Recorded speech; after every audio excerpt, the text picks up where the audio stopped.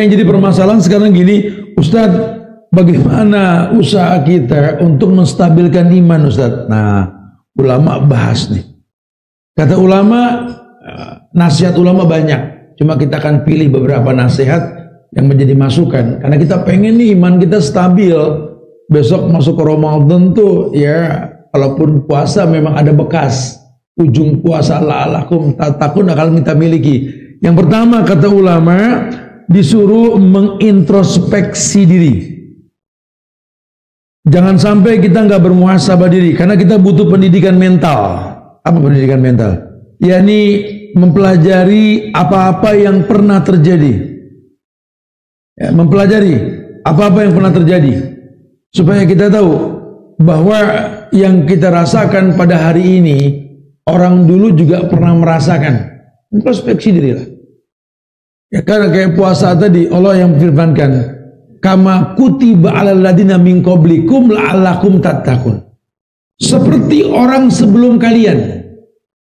Jadi kalau Allah perintahkan sebuah syariat, Allah yang informasikan.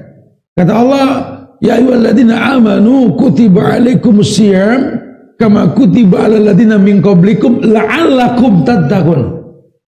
Ya, Allah bilang semoga kalian bertakwa. Kenapa kalian bertakwa? Karena orang dulu pernah juga puasa jadi orang yang bertakwa. Ya memang nggak sama bobot puasa kita dengan puasanya para sahabat, beda.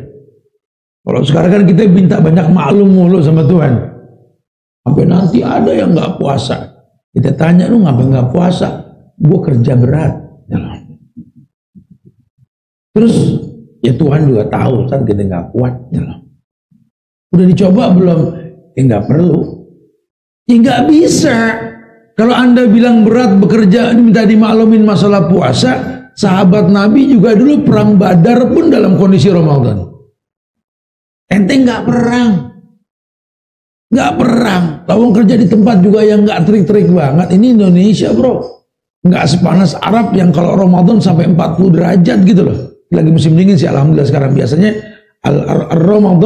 Ramadan wal harru, artinya panas. Karena abis ini kan Julqa'dah, Syawal, Julqa'dah, Julhijjah, waktunya matengin korma atau panas, memang betul-betul panas. Makanya kan saya bilang di perjumpaan yang lampau, saya kadang-kadang bingung sama orang Nasrani mengidentikan kelahiran Nabi sama salju.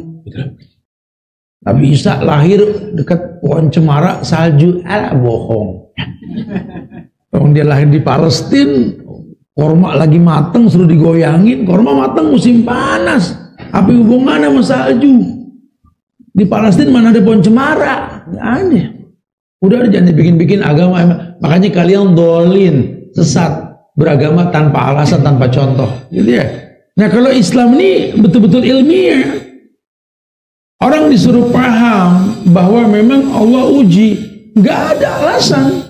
Ya boleh kamu nggak puasa. Agama juga bilang, wa in kuntum maridun aw ala safarin. Misalkan tuh kerjaan berat, tetap nyoba puasa, gara-gara puasa kerja berat jadi sakit, gitu ya. Fa'iddatu min ayyamin ukhar, ya udah bayar di waktu yang akan datang. Udah nyoba. Orang safar juga begitu. Boleh gak puasa? Boleh. Cuma pas safar jadi berat. Karena kita puasa. Ya aus, lemes, nggak makan. Udah bayar di waktu yang akan datang. Dia nyoba dulu. Kalau belum nyoba udah main pukul rata, udah tahun kemarin kagak kuat, blus. Gak boleh. Agama ini kan manfaatnya buat si pelakunya, bukan buat Allah gitu loh. Maka Nabi bilang, kullu amal ibni Adam lahu. Kamu tuh kalau ada syariat, kamu lakukan, kamu diuntungkan. Bukan Allah yang diuntungkan. Jadi kalau kayak kita nih sholat penuh nih masjid, jangan terus menggosip sama temen. Nabi Assalamualaikum. Allah seneng nih, untung nih hari kita banyak. Enggak gitu. Kita yang diuntungkan dengan ibadah ini, Allah berikan yang terbaik. Apalagi kalau yang namanya puasa, fa innahu li wa ana ajzibi. Puasa ini milik aku yang bakal bayar, dan kita nggak ada yang bisa menghitung pahala tersebut.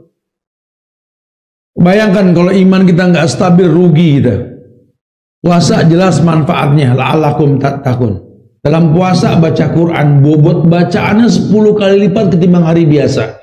Hari biasa alif lam mim 1, lam 1, mim 1. Ramadan 10. Ditambah lagi kita sedekah Quran. Sedekah itu yang hari biasa cuma 1, Ramadan 10 di hadapan Allah. Dibayar 700 kali lipat. Ngitungnya malas kita, banyakkan 0. Karena pahalanya berlipat-lipat. Ya. Jadi Allah sudah bilang, kamu diuntungkan. Dan Allah menginginkan ritual ibadah tersebut. Waduh, belum lagi nanti di ujung Ramadan ada Lailatul Qadar. Yang satu malam kalau kalian beribadah ketemu Lailatul Qadar malam ganjil, pahalanya lebih dari 1000 bulan. Allahu Akbar. Wajarlah kalau malaikat teriak, ya bagiyal khair akbir, wa ya bagiyas sar aksir. Wahai pemburu-pemburu kebaikan, manfaatin nih. Nggak ketemu di bulan lain, nggak ketemu cuma Ramadan. Wahai pencinta kemaksiatan, kurangin. Hari biasa agak susah, kita nggak berdosa. Ramadan, wow. Kita mau dosa mikir 1000 kali. Ada rasa malu timbul.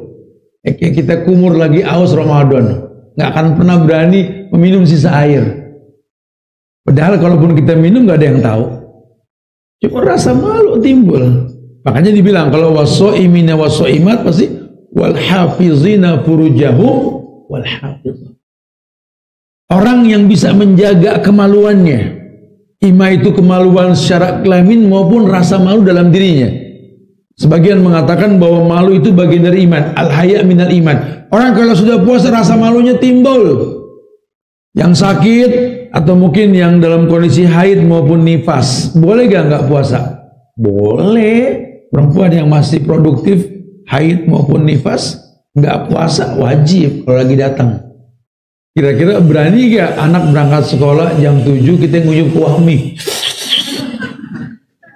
Bakal berani? Nggak bakal berani. Itu lagi sakit Ramadan minum tablet depan anak, nggak bakal berani. Minum pak? Entar nunggu anak jalan dulu. Rasa malu tuh timbul, memang betul.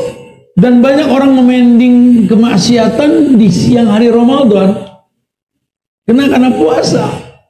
Ya kalau malam ya banyak juga orang yang bermaksiat, tapi kalau siang diminimalisir ada, cuman ya insya Allah lebih sedikit lah karena rasa malu itu timbul gitu. Coba introspeksi deh. Stabilisasi iman ini seperti yang dikatakan oleh Umar ibn Khattab. Sampai Nabi mengatakan kalau ada Nabi setelah aku tuh Umar tuh Nabi. Kerjaannya muhasabah diri tuh. Dan dialah orang yang mengatakan hasibu anfusakum qabla an tuhasabu. Hisablah diri kalian sebelum kalian dihisab pada hari kiamat nanti. Wazinu a'malakum qabla an tuzanu. Dan tolong kamu timbang perbuatanmu sebelum ditimbang sama Allah. Umar ini perkataan Umar nih, ya. Umar yang mengatakan bahwa ada perintah untuk menghisap diri kita. Coba kamu hitung dirimu. Betul nggak? Karena syariat itu kalau betul efeknya ada. Timbang, kamu timbang coba. Ya, jangan sampai ditimbang sama Allah nanti. Karena yang namanya agama ya punya mikdar, punya ukuran. Bahkan tiap manusia yang melakukannya kata Allah apa? Qad ja'alallahu likulli syai'in qadran. Semua sudah punya mikdar. Surat Al-Hasyr ayat 18. Ketika Allah berfirman, ya ayyuhalladzina amanu ittaqullaha wal tanzur nafsum ma qaddamat lighad wattaqullaha innallaha khabirum bima ta'malun. Sering kita dengar nih imam baca begini nih. Di surat Al-Hasyr ayat 18 Allah mengatakan, ya ayyuhalladzina amanu. Lagi-lagi ayat yang dikhususkan buat orang beriman. Kalau kita nggak beriman agak susah pakai ini ayat. Ya, mungkin dengar cuma ngerjainnya agak berat. Tapi Allah mengatakan ke orang yang beriman. Berarti tugas kita untuk jadi orang yang beriman. Kalaupun iman lagi turun, buru-buru istighfar. Iman naik dengan ketaatan, turun dengan kemaksiatan. Yang tahu turun naiknya iman, kita yang punya iman. Hei orang yang beriman, ittaqullah, bertakwalah kepada Allah. Wal tanzur nafsum ma qaddamat lighad. Allah perintahkan, hendaklah setiap diri dari kalian ini memperhatikan apa yang telah diperbuat untuk hari esok. Jangan suka merasa aman. Bumi yang kau injak bakal ngomong nanti. Wa tuhaddisu akhbaraha bi anna rabbaka awhalaha. Jangan kata orang yang lihat kamu berbuat sesuatu, bumi pun yang diinjak dia bakal ngomong. Ayatnya apa? Wa tuhaddisu akhbaraha bi anna rabbaka awhalaha. Bumi bakal ngomong karena Allah yang menciptakan bumi, perintahkan bumi ngomong. Bumi ngomong mulutnya di pojokan mana, Tat? Terserah Allah. Ya, kayak api dingin, masuk akal juga kagak api suruh dingin. Ya kalau Tuhan yang ngomong, ya nar kuni bardan wassalaman ala Ibrahim. Buat Allah mungkin. Karena Allah ini menciptakan semua kemungkinan. Nenek-nenek bisa hamil bini Nabi Zakaria, nah betul. Dan kita tahulah kalau Allah tuh kun fayakun, la inna ma amruhu idza arada syai'an ayakuna lahu kun fayakun. Penyakit yang paling berat sekalipun nggak ada tabib satupun yang bisa mengobati. Kalau Allah bilang sembuh, sembuh. Hanya kita minta sama Allah, anta syafi la shifaa illa shifauka shifaan la yughadiru saqaman. Kaulah yang maha menyembuhkan, tidak ada kesembuhan kecuali yang kau berikan ya Allah. Kita minta sama Allah. Jangan putus asa dari rahmat Allah. La tai'asu min rahmatillah. Cuma ini kita suka putus asa, Tat. Iman tanya. Udah terlalu lama kita menganggap nggak butuh stabilisasi iman. Akhirnya ibadah yang kau gugurkan nggak memiliki makna, nggak memiliki manfaat. Di situ perintahnya, hasibu qabla an hasabu. Ayatnya ini mengatakan wal tanzur nafsu ma qaddamat lighad. Hendaklah setiap jiwa yang melakukan sesuatu lihat semua perkara yang kau lakukan yang memang akan kau dapatkan di hari yang akan datang balasannya. Ya, walal akhiratu khairul laka minal ula. Hati-hati, ada akhirat yang tentu lebih mulia ketimbang dunia. Dunia sebentar banget. Kamu paling cuma 60 tahun, 70 tahun di dunia. Di lubang kubur bisa ratusan tahun kamu. Ulama tuh umurnya nggak ada yang panjang-panjang, rata-rata pendek-pendek, ada yang panjang cuma kebanyakan pendek gitu ya. Allahu a'lam bishawab. Ya, umurnya cuma 40 tahun, 43 tahun, ada sebagian mengatakan 37 tahun, cuma sudah ribuan tahun yang lalu. Menandakan di kubur kita lebih lama. Di dunia kita nggak lama. Sekarang kalau untuk urusan dunia saja persiapan kita matang. Ya, apalagi untuk urusan kematian harus lebih matang harusnya. Modal apa kita? Di dunia kita masih bisa minta tolong sama orang kiri kanan. Ya, nanti ada masa yauma la yanfa'u malun wala banun illa man atallaha biqalbin salim. Hari di mana harta yang kau banggakan, anak yang kau sandarkan nggak bermanfaat sama sekali. Kau akan sendiri dalam lubang kubur, cuma berteman dengan amal soleh yang kau bawa ke lubang kubur, atau mungkin jariah yang pernah kau perbuat, atau ilmu yang bermanfaat, atau mungkin kau cuma butuh doa anak yang soleh. Saat itu kau sendiri. Dan dunia itu juga mengabarkan bahwa setiap orang yang meninggal pasti digencet sama tanah. Andai ada orang yang layak untuk nggak digencet, ya sahabat Sa'ad yang layak untuk nggak digencet. Cuma enggak, semua orang digencet. Yang bikin lega tuh amal soleh. Amal soleh apa yang sudah kita perbuat? Sudah belum kita beragama ke Allah yang kita kenal? Sudah belum kontrol iman yang kita punya? Karena kebanyakan kita kan cuma gugur kewajiban. Jujur aja, udah berapa lama kita sholat ke Tuhan yang kita nggak kenal? Yang kita tenang-tenang saja. Beragama ke Allah yang kita nggak kenal namanya. Allah punya nama, kita nggak hafal namanya. Oh, ini wow, kebayang ya. Akhirnya yang ada kita cuma pakai agama pakai perasaan diterima, perasaan nggak diterima, perasaan Allah marah, perasaan Allah sayang. Wow, melelahkan seperti itu. Wal tanzur ma qaddamat lighad wattaqullah. Kalau Anda sudah bisa berusaha mempertanggungjawabkan semua yang Anda perbuat untuk akhirat nanti, Allah perintahkan wattaqullah, bertakwalah kepada Allah. Innallaha khabirum bima ta'malun, karena Allah tahu semua yang kalian perbuat.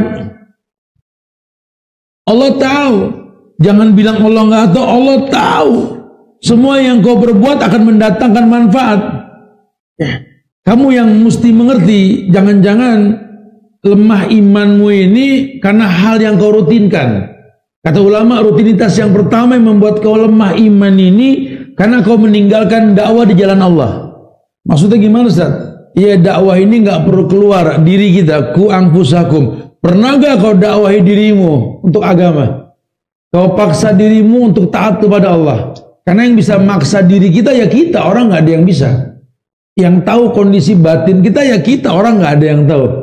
Ya karena kita kurang menjaga ibadah kita kepada Allah dan kurang memaksimalkan untuk melakukannya, akhirnya iman kita lemah. Ya lihat, kalau sudah kita kurang menasihati diri kita, kayak model orang laki, kita kurang neken diri kita untuk bangun pagi, Pak. Ya, yang penting Anda sholat subuh, Tat. Iya memang sholat subuh, cuma kan ada waktunya. Hari gini azan kan jam 4:30 5.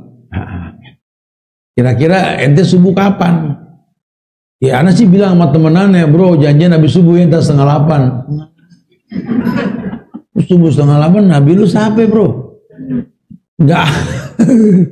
Cuma itu yang terjadi. Menurut kita ya habis gimana Ustaz? Anak kan merem, qadar Allah dimeremin sama Allah terus gitu loh. Pernah gak ada usaha untuk cepat tidur malam? Karena Allah jadikan malam untuk istirahat. Ya simple kok bahasa Allah. Wa ja'alna lailan libasan. Ku jadikan malam untuk istirahat. Kamu yang membuat malam itu gak istirahat. Akhirnya waktu berikutnya hancur. Ini yang sering terjadi, ini kayak Ramadan nanti nih, udah sering dapat bocoran. Kata Nabi, orang yang terawih bersama imam, witir bersama imam, pasti malam dong. Nggak mungkin terawih habis asar, betul? Orang yang terawih bersama imam dan witir bersama imam diberikan pahala tahajud semalam suntuk. Ini yang ngomong Rasul nih. Ya, kita mesti yakin, Nabi yang ngomong. Nabi himbau kita untuk tahu, karena nanti ada pencinta bangun malam, pecinta qiyamul lail, pecinta tahajud. Nabi nggak melarang. Silakan yang mau tahajud, bahkan menjadikan tarawih qiyamul lail juga boleh. Islam nggak menyalahkan, ihtisablah. Cuma kata Nabi, kalau kamu tarawih bersama imam, ini kan sebenarnya kabar yang masya Allah. Buat kita yang kurang bagus bacaannya, udah jangan sosokan serius. Nggak bener bacaan kita udah sama imam aja. Temen gue baru tobat, ngaji belum lancar tapi tarawih lama. Tanya sama dia yang habis sholat, bro lu bisa lama gini? Kata Nabi yang paling lama berdiri. Ya gue berdiri aja lama. Ya lama berdiri itu baca ayat lama, bukan diri doang lama. Latihan upacara lo gitu sih.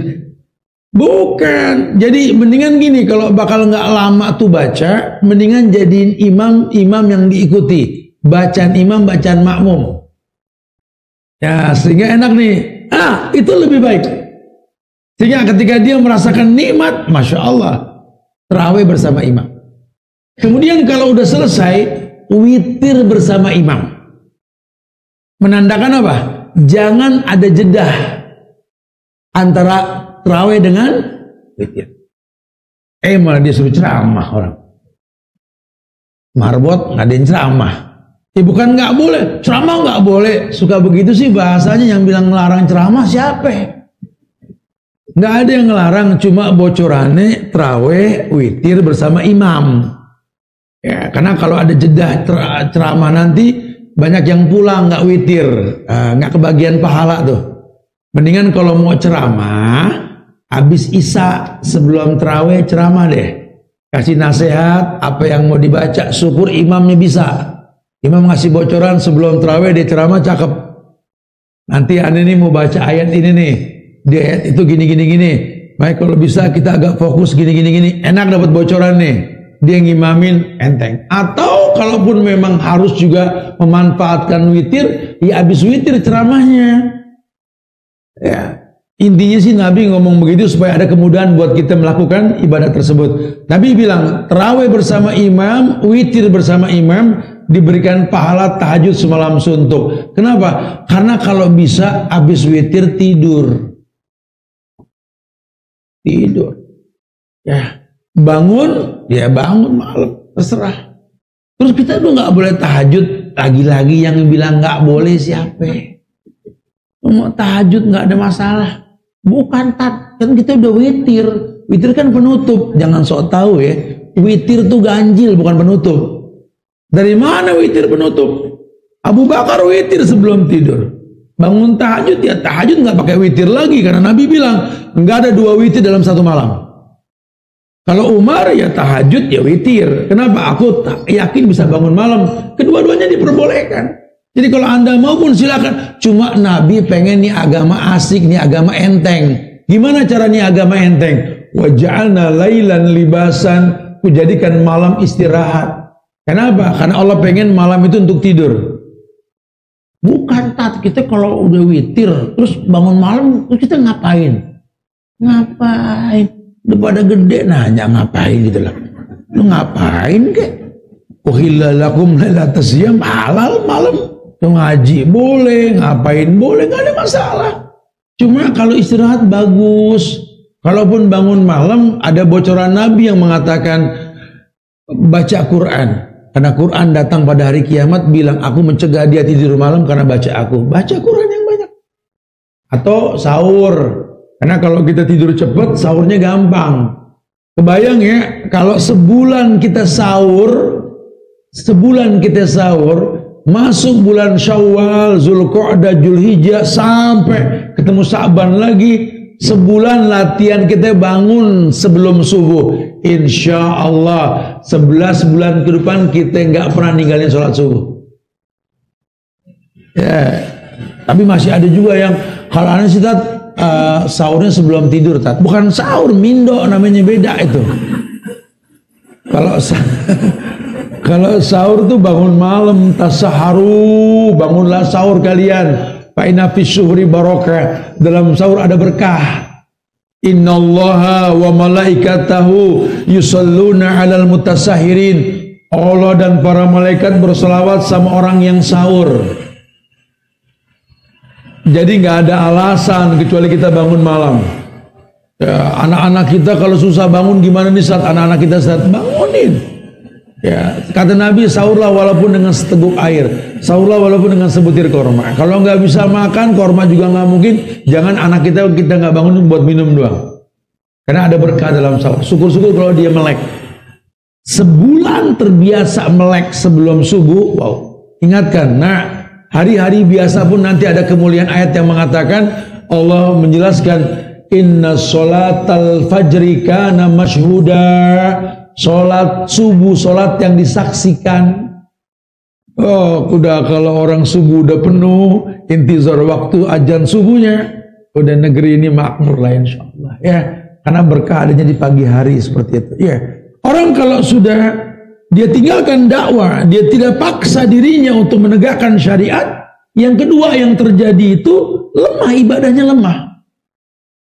Udah orang kalau udah ngegampangin subuh, buat yang lainnya lebih gampangin lagi nantinya. Ya kalaupun dia sholat cuma sekedar gugur kewajiban, terus dia muhasabah diri. Anda sholat 5 waktu Ustaz, alhamdulillah. Cuma efeknya nggak ada. Ya, sholat yang mencegah kekejian dan kemungkaran, tetap aja dia berbuat keji, berbuat mungkar. Bobot sholatnya hilang. Kenapa? Karena imannya dipertanyakan. Karena kalau sholat itu inna sholata kanat alal mu'minina kitaban mauquta. Sholat itu buat orang beriman kitaban mauquta, kewajiban yang terikat dengan waktu. Orang beriman itu tahu sholat pada waktunya, azan zuhur sampai asar waktunya. Cuma yang dimaksud waktunya apa? Idza uqimatis shalah fala sholata ilal maktubah. Itu waktu yang paling utama. Ya. Kalau azan dikumandangkan, qomat dibacakan, tidak ada lagi yang lain kecuali sholat. Jadi ala waktu yang pertama azan, qomat, sholat. Ya, betul antara zuhur sama asar itu waktu. Cuma kan kita cari keutamaan. Ya, makanya dibilang walladzina amanu asyaddu hubban lillah. Kata Allah, kalau orang yang beriman asyaddu hubban lillah. Lebih betul-betul maksimal dalam beriman kepada Allah. Walladzina amanu asyaddu hubban lillah. Cuma ya tadi, kalau sudah dia tinggalkan dakwah untuk diri dan keluarganya, otomatis ibadahnya lemah. Nah kalau ibadah sudah lemah, itu yang terjadi. Bakal banyak ritual yang lain pun akan rusak dengan sendirinya. Ya bersama dengan iman yang turun, nggak bertambah amalan kita. Yang ketiga, otomatis orang kalau iman sudah lemah, malas baca, malas belajar, pokoknya terima info aja. Senangnya nanya, bukan berarti nggak boleh nanya ya. Cuma kan kalau kita tahu lebih asik ketimbang kita nanya. Atau setelah kita nanya, ya kita sudah punya ilmunya. Jangan nanya mulu, nanya mulu. Yang ditanya itu mulu lagi. Ustaz, kita kan belum bayar utang. Ini udah mau Ramadan, Tat. Gimana, Tat? Seneng ngajak Ustaz koalisi. Udah nggak usah begitu, seneng. Yang namanya utang mah wajib. Yang dimakruhkan itu puasa sunnah. Ila somudar. Kecuali yang biasa puasa. Kalau memang seumur hidup kita biasa puasa Senin Kemis, ya sering lah ya Senin Kemis. Misalkan besok Ramadan Selasa, nih Senin masih bisa puasa, boleh puasa. Tapi kalau yang nggak pernah puasa, fotonya puasa Senin, besok puasa Senin Kemis, besok Selasa puasa Ramadan. Mau puasa sih? Ya persiapannya ancang-ancang, nggak boleh. Nggak ada begitu. Ya, tapi kalau kewajiban, hatta besok puasa Ramadan, hari ini masih bisa bayar. Ya, yang nggak boleh itu puasa sunnah hari Jumat. Tapi kalau puasa wajib, ulama nggak menyalahkan. Karena wajib hukumnya. Beda dengan yang sunnah. Masya Allah. Ya, ini orang jarang nuntut ilmu. Udah nggak belajar. Padahal kesempatan dia untuk apa ya? Kalau ilmu dia kuasai itu kan, kita nggak selamanya bisa kumpul begini nih. Ada satu waktu di mana kita nggak punya circle, mesti mutusin. Ya, kayak mungkin yang suka berangkat ke luar negeri ya, negara-negara lain kan, Allah sih ya. Saya nggak tahu, saya belum banyak negara yang saya kunjungi, cuma banyak juga yang saya sudah datangi. Beruntung banget tinggal di Indonesia loh. Masjid gampang, musola gampang, kajian asal mau kajian dah dari abis subuh. Break duha, habis duha lagi tuh sampai Johor. Nih Johor ada lagi nih. Tak ada asar habis ada lagi. Malam ada lagi. Nek gitu. Ini negeri Masya Allah ya. Orang mau berbusana muslimah paling gampang beli baju di negeri kita. Ya, kalau di Arab kan cuma di seputar haram kita bisa belanja. Di kita nih mau di mana juga orang ada yang jual, gampang nih negeri Masya Allah. Nikmat, wallah nikmat tinggal di Indonesia ini. Jadi aneh kalau sampai kita ini malas untuk belajar tuh aneh. Kesempatan berbuat baik gampang banget. Masya Allah, subhanallah. Nggak dipersulit lah ya. Ayo, jangan turunkan iman kita karena kita malas menuntut ilmu. Udah gitu kalau kita menuntut ilmu secara umum saja, sahalallahu lahu bi tariqan ilal jannah. Allah akan mudahkan dia ke sorga. Maksudnya gimana Ustaz? Punya karakter penghuni sorga. Orang yang doyan belajar, hobi nuntut ilmu, karakternya lembut. Temen aneh ngaji galak ketat. Ya yang begini mah jarang-jarang. Cuma kesalnya aja belajar. Cuma sibuk sama status. Tiap kajian foto, status foto, dengerin kagak. Scroll ya terus. Temen nanya, lu ngapain duduk dong di majelis? Ustaz bahas apa? Wallahu alam. Gitu. Nggak ada bekasnya yang begini mah ya.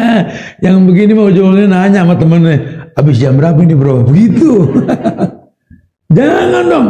Ya, kita harus tahu nih semangat nuntut ilmu tuh, aduh, Masya Allah.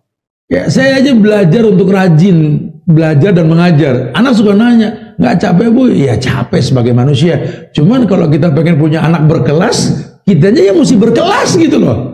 Jangan cuma ngarep doang berkelas, kitanya bukan orang yang berkelas. Ini sama orang yang nggak pernah ngaji, ya, tapi pengen gampang menjalani ujian, ya nggak bisa. Harus ada usaha. Menjada ya wajada kalau kata ulama gitu kan. Kalau kamu pengen dapat sesuatu ya usahanya apa? Harus maksimal. Yang keempat, ya otomatis deh kalau iman sudah lemah, Ya, ulama bilang dia juga akan lemah dalam pelaksanaan amar ma'ruf nahil mungkar. Akan lemah. Amar ma'ruf nahil mungkarnya akan lemah. Kepedulian sosial dia lemah sekali. Aduh, padahal dia punya power, ya, punya kemampuan buat mengatur sesuatu yang besar. Dia juga punya materi, punya uang, kesehatan dia punya, ya, wibawa apalagi, oh masya Allah. Cuma hilang kesempatan. Padahal apa yang dia miliki itu karunia dari Allah, rahmat Allah. Anda punya uang lebih, ya Ramadan lewat. Kenapa sih nggak ngerapin masjid ya dengan uang pribadi, ya? Itu kan uang Allah. Kalau udah bilang nggak miskin ente karena sedekah. Cuma karena dia nggak ada ilmunya, kesempatan hilang. Suruh bantu orang-orang Islam di semua tempat. Sampai Palestina merdeka masih nggak ngebantu. Nanti ada masanya dia udah nggak layak dibantu, kita mau bantu siapa? Ayo dong, Anda punya power. Apa-apa nih kesempatan. Dengan titipan Allah tersebut Anda dapat akumulasi pahala. Puasa memberi makan orang yang puasa diberikan pahala orang yang berpuasa. Nggak usah makan berat dah, orang belum tentu mau makan juga. Yang pasti dimakan korma. Korma juga jangan yang keras, karena doanya da'abadoma, hilang haus. Mana ada korma keras hilangin haus, betul? Rutop yang bagusan dikit loh, punya duit mahal, tentu yang dimaksud gitu loh. Pengen dapat surga pakai korma murah, ya nggak bisa juga. Ya, ayo punya uang beli, bagiin. Semoga orang tuh betul-betul bisa bahagia dengan apa yang kita berikan. Fariha idza aftar, bahagia ketika dia berbuka. Amar ma'ruf. Atau apalah kita ngelihat sesuatu yang nggak layak, karena banyak sekali masjid yang kadang-kadang tempat wudunya ini nggak diperhatikan buangan airnya. Banyak yang kadang-kadang balik ke pakaian kita lagi kena najis lagi, betul? Wah, ini contoh tempat wudu yang bagus ya di Haramain. Ada rezekinya bikinin. Bagus ya wudu orang-orang soleh dan berpahala. Tangan diguyur, rontok dosa di tangan, muka dibasuh, hilang dosa di muka. Ya, hilanglah gugur dosa dengan wudu. Berapa puluh orang soleh tuh yang berwudu, pahala dia, pahala kamu. Cerdas. Cerdas. Anda punya rezeki. Allah, ya Imam Syafi'i mengatakan, tergadaikan bayi dengan akekahnya. Berapa sih harga akekah? 900 sampai 1 juta. Ya. Anda punya uang, akekahkan orang. Daripada nongkrong di kafe yang nggak ada gunanya. Akekahin orang-orang miskin yang belum akekah. Sempurna bayi dengan akekahnya. Atau apalah.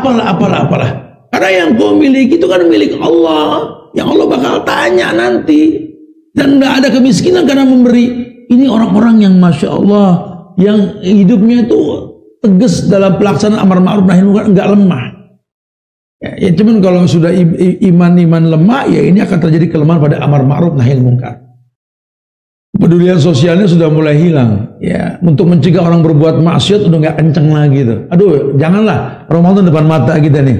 Kemudian yang lemah lagi apa? Untuk semua urusan agama dia lemah. Semangat dia untuk join dunia, bisnis dunia semangat. Tapi semangat dia untuk join urusan akhirat lemah. Iman kalau sudah lemah begitu. Padahal Allah perintahkan, ya ayyuhalladzina amanu taqullaha wal tanzur nafsul qaddamat lighad. Wa tanzur nafsul ma qaddamat lighad. Ada perintah, hai orang yang beriman, ittaqullah, bertakwalah kepada Allah, wal tanzur nafsu ma qaddamat lighad. Hendaklah setiap jiwa memperhitungkan apa yang dia perbuat untuk sampai akhirat. Orang yang beriman bertakwa dan lihat. Yang kau perbuat pada hari ini kira-kira menguntungkan kamu tidak untuk akhirat nanti. Karena kalau ternyata nanti yang kau perbuat pada hari ini enggak menguntungkan akhirat, kamu rugi. Karena Tuhan sudah kasih bocoran. Seenak-enak dunia, walal akhiratu khairul laka minal. Akhirat lebih mulia ketimbang walal akhiratu khairul laka minal ula. Akhirat lebih mulia ketimbang dunia. Nah, Masya Allah. Jadi betul-betul memahami kemuliaan.